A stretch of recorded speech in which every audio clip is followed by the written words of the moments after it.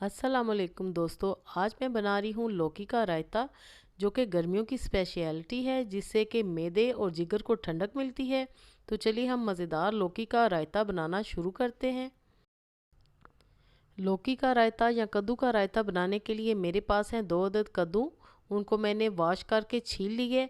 और ज़रूरी बात, आपने इनकी डंडियाँ नहीं उतारनी, इससे आपको कद्दूकश करने में बहुत ही आसानी होगी।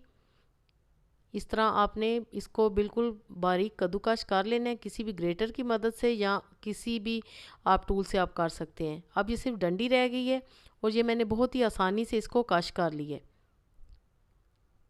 सारा ही कद्दू को मैंने कद्दूकस कर लिया है। अब हम इसको बॉईल करेंगे। एक पैन में मैं डालूंगी और सिर्फ मैं 1 गिलास पानी इसमें डालूंगी और 8 से 10 मिनट के लिए हम इसको बॉईल करेंगे।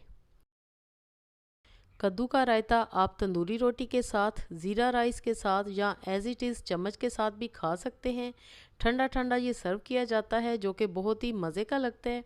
इससे पहले मैं आपके साथ बैंगन का रायता दही वाला वो भी रेसिपी शेयर कर चुकी हूँ, जो कि आप सबको बहुत ही पसंद आई है।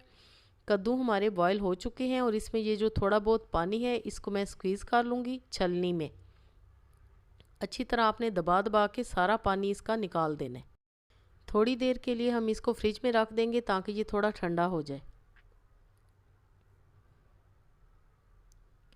जी, तो फ्रिज में से मैंने निकाल लिए। अब हम मिक्सिंग बाउल लेंगे और उसमें सबसे पहले हम ये बॉईल किया हुआ और कश हुआ कद्दू डालेंगे। और ये है मेरे पास फाइन चॉप की हुई प्याज और टमाटर। इसी तरह आपने बिल्कुल फाइन चॉप करना है। साथ में हरा धनिया, पुदीना और 1 अदद हरी मिर्च है मेरे पास। और अब हम इसमें कुछ मसाले शामिल करेंगे।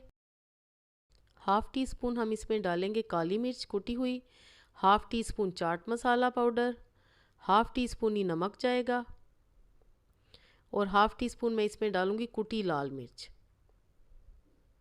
सारे मसाले और सारी चीज़ों को हम अच्छी तरह मिक्स कर लेंगे।